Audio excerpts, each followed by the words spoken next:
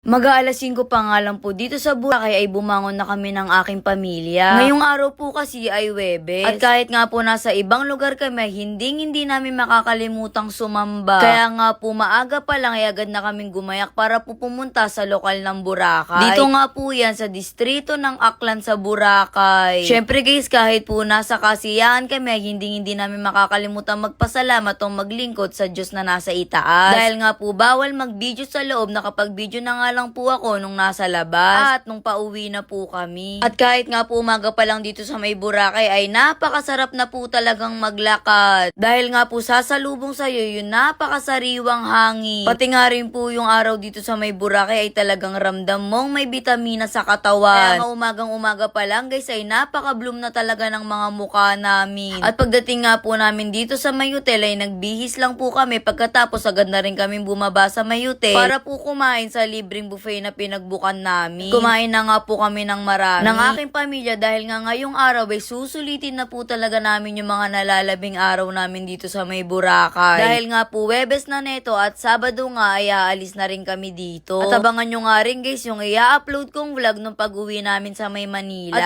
fast forward na nga guys, mag-alas 12 na nga po ng tanghali. Magche-check out na nga po kami sa unang hotel na pinagbukan namin. Dito nga po yan sa may La Carmela at pupunta naman kami ngayon sa may La Fiesta. Kahit nga po may natitira pa kaming araw dito sa may Boracay, ay talagang napakalungkot ko na. At sabi ko nga po sa hotel na pinagbukan namin ay paalam muna. At magkita na nga lang ulit kami sa mga susunod na taon. At hindi na nga ako nakapag-video guys kasi nga napakainit talaga. Tapos napakadami din po naming bitbitin na bag kaya nga wala na akong panahon para hawakan yung cellphone ko. Nakapag-video na nga po ako nung nandito na kami sa may La Fiesta. At okay nga po yung kwarto niya, napakalakas din po ng aircon. At ngayon nga po magkatabi na kami ni Ate Shane, pagkatapos si Kuya Troy naman yung naiibang kama. At doon nga po sa una namin pinagbukan na hotel ay hiwalay-hiwalay kami na kwarto. Bali 3 kwarto nga po ang meron kami nung una. Ang magkasama nga po sa unang kwarto ay si Mami at Daddy. Tapos yung isa naman si Kuya Troy at si Bunso. At kaming dalawa ni Ate Shane. At goods naman po yung hotel na yun, kaya nga po pagbalik namin dito ay doon na po talaga kami magbubu. At syempre guys, bago kami umuwi ng Manila, kailangan muna namin enjoy yun yung iba't ibang lugar dito sa may Boracay. Kaya nga po nung may nakilala kami dito sa may Boracay ay agad namin siyang kinontak para siya yung sasama sa amin o magdadrive sa amin para po mag-land tour. Dahil guys, mas masarap umuwi ng Manila pag marami ka talaga napuntahan na lugar dito. May unang napuntahan na naman nga po kaming isang lugar pero nakalimutan ko na nga yung tawag doon. Pero marami na po akong vlogger na napanood na pinuntahan nga po yun. At hindi nga po ako mapalagay guys habang nag-e-edit ako kaya tinignan ko talaga sa Google kung ano nga ba yung pangalan nun. At nakita ko na nga siya sa may Google at ang tawag nga po sa lugar na yun ay yung Grotto Beach. At dito naman po sa pangalawang tatahakin naming lugar is sa may Keyhole Beach nga rin siya guys. At guys, share ko nga lang sa inyo, talagang mabubusog yung mata nyo sa sobrang ganda ng mga hotel dito. Konti na lang guys ay parang ibang bansa na talaga siya. Habang nakikita ko nga po yun ay talagang napapaisip ako na kailangan talagang mag-aral ng mabuti. Lalong-lalo na nung nakita ko talaga yung bahay na parang nasa US. Talagang sabi ko sa sarili ko, magpupursige akong mag-aral para makatapos ako. Para makapag-business at makabili ng magagandang bahay. Sabi ko nga kay Daddy at Mami, talagang sulit po yung pinunta namin dito. Talagang walang nasayang. Kaya nga po kahit andito pa kami, sabi ko na kay Mami at Daddy ay talagang mag-ipon na ulit kami para makabalik dito sa may Boracay. Kasi guys, talagang babalik-balikan mo siya. Una nga po ay parang wala lang sa akin pero nung nakikita ko na nga po talaga yung mga tanawin dito, talaga nagagandahan ako o napakasarap na talaga niyang pagmasda. Sayang nga lang guys dahil nga may harang at hindi muna pwedeng pumasok sa may Keyhole. Dahil nga po bali-balita na marami nga daw pong nagbabaksakang bato ngayon. Pero kahit papano guys ay nakapag-picture naman kami at nakapag-video. May harang nga lang. At nung nakapag-video at picture na nga po kami, agad na rin kaming umalis sa may Keyhole. At habang nasa biyahe nga po kami ay may humarang sa amin na photographer. Sabi niya nga po pipicturean niya kaming pamilya at tingnan daw namin at pag may nagustuhan kami ay pwede po naming ipaprint sa kanila. Flex ko nga lang yung mga magulang kong napaka-sweet talaga. Kukuha nga sana kami ng picture guys pero parang ganun lang din kagaya ng sa cellphone. Sabi na lang nila Mami ay picturean na lang namin sila. At ang next naman nga po naming pinuntahan ay dito sa may Puka Beach. Sikat na sikat nga rin po tong puntahan dito sa may Boracay. Kaya nga po hindi kami nagpauli at pumunta kami para po makapag-picture at tignan yung sunset. Sayang nga guys kasi nung pagpunta talaga namin dito sa may Boracay ay wala talaga kami nakitang sunset. Pero okay lang dahil napakaganda naman ng mga ulap. At may dinaanan nga lang po kaming grocery store para po bumili ng mga iilang pagkain. Bumili nga din po kami ng Lucky Me para po pantawid gutom pag kami ay nagugutom. At ito nga guys, isa sa pinakamagandang pinuntahan din namin sa may Boracay. Talagang ang gaganda ng mga bato o kuweba dito. Talagang pag tinignan mo o tinitigan mo ay parang nakakamisteryo talaga. At ayan nga guys, so 'di ba sabi ko sa inyo, walang sunset pero pag masdan yung mabuti, napakaganda pa rin talaga ng ulap. Talagang asul na asul po yung makikita mo. At nagpicture nga po dito sa may mataas na bato yung kuya ko. Syempre hindi tayo magpapauli kaya umakyat din ako at nagpa-picture. At nakakalula nga guys, medyo natatakot nga ako niyan kasi baka mamaya ay mahulog ako. Biglang pumatid o mabali yung buto kong na-fracture. Ayan nga po si Kuya Junet. Siya po yung sumama sa amin sa may land tour. Siya din po yung nag-assist sa amin dito sa may Boracay para po makapasyal-pasyal. At loko-loko nga itong bunso kong kapatid dahil nga tinatry niyang gumanti kay ate sa mga pantitrip sa kanya. Gugulatin niya nga sana pero hindi niya nagulat dahil nga napansin na talaga siya ni ate. At ayan nga kahit saan nga ang gulo ay talagang mapagtitripan mo siya. Kasi nga pag tinitigan mo lang yung mukha niya ay talagang matutuwa ka na. Joke! Habang nag-edit pa nga din ako ng vlog ay tuwang-tuwa ko sa mukha ng kapatid ko. Talagang walang araw na hindi namin siya pinagtripan o kinontent dito sa may Boracay. Kaya kung gusto nyo nga makita yung mga pantitrip namin sa kanya, ay puntahan nyo lang yung page ng kuya ko. Roy Ponce nga po yung pangalan ng page na yun. At sa page niya nga po yun ay makikita nyo na rin yung mga ibang update namin dito sa may Boracay. O ibang pantitrip sa bunso naming kapatid. At fast forward na nga guys, dito nga po kami kumain sa may Two Seasons. Napakasarap nga pong kumain dito, lalong-lalo na pong napakasarap yung pizza nila. Maraming salamat nga kay Mami Pau at Daddy Mike dahil lahat ng suggestion nila ay masasarap ang pagkain.